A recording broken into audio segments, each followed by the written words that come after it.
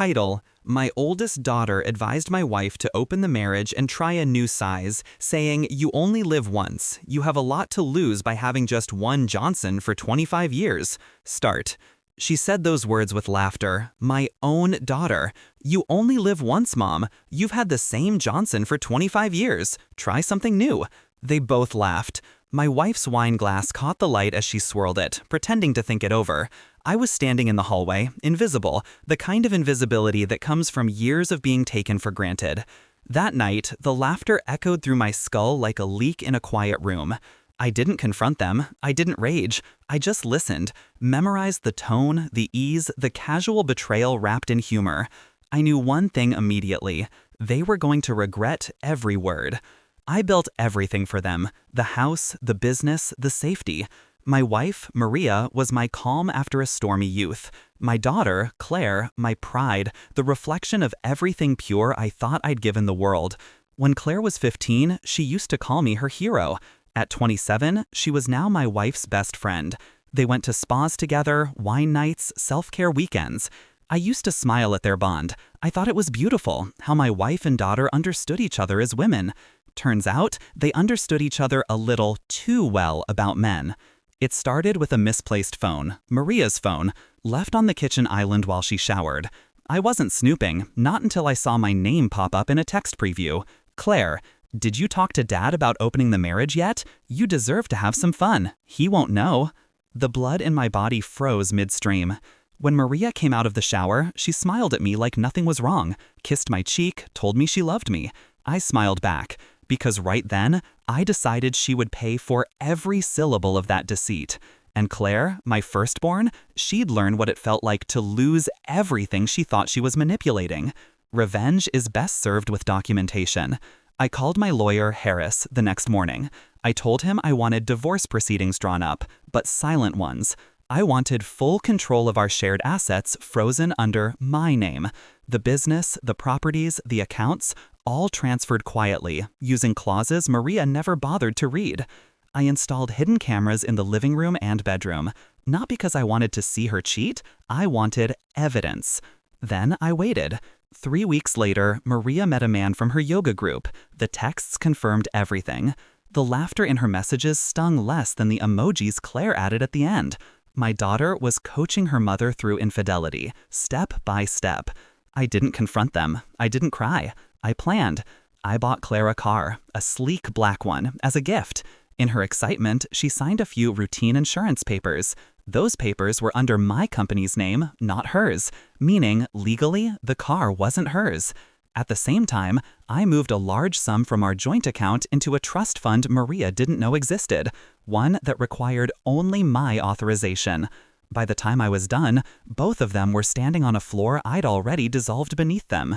It started with a message from me to Maria. "Let's have dinner tonight, just the two of us. I miss you." She agreed instantly, texting Claire heart emojis. I chose a quiet restaurant, the same place we'd celebrated our 10th anniversary. When she arrived, she was radiant, hair done, perfume familiar, smile rehearsed. Halfway through dinner, I slid a file across the table. Her hands trembled before she even opened it. Inside were photos, screenshots, texts, bank transfers, legal papers, and on the top, divorce papers. She went pale. "What is this?" I leaned back. "Evidence. And freedom. Both yours." When she tried to speak, I stopped her with a hand. "You can keep your fun, but you'll do it without my name, my money, or my home." She whispered, "Please, John, don't do this." "Oh, I already did." I stood and walked out, leaving her there, shaking, lipstick smudged, surrounded by a room full of people pretending not to look. The next morning, I had 56 missed calls, Claire, Maria, both frantic. Then the message came. "Please answer, John, please. You don't know what you've done." Oh, but I did. By that afternoon, Maria's accounts were locked. The house, legally mine, Claire's car, repossessed by my company. Their phones, both paid under my plan, cut off. I sat in my office, sipping black coffee, watching the rain smear against the glass. Then came the final move. I sent Claire a single message. "You only live once, right?" Enjoy starting over. That night, I watched them arrive at my gate, drenched, crying, begging to talk. I didn't answer. Through the security camera, I saw Claire yelling at her mother, blaming her for everything. Then Maria slapped her. Poetic, really. They destroyed each other long before I needed to lift a finger. A week later, Maria showed up at my office, makeup streaked, voice shaking. "You've ruined us," she hissed. "No," I said quietly. "You did that when you let our daughter teach you how to betray me." Her eyes filled with tears. I didn't mean for it to go this far. I smiled. Neither did I. But you only live once, right? She looked like she'd been punched. Then she turned and walked out. I didn't follow. It's been 6 months. I live alone now. Peaceful.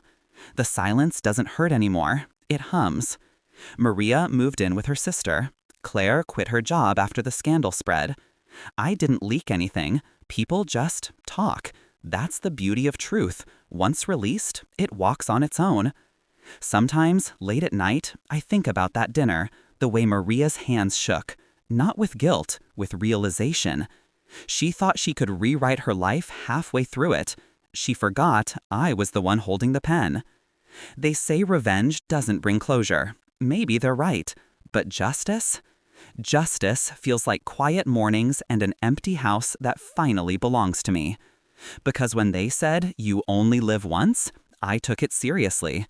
I just made sure their one life, the one they gambled, was never the same again.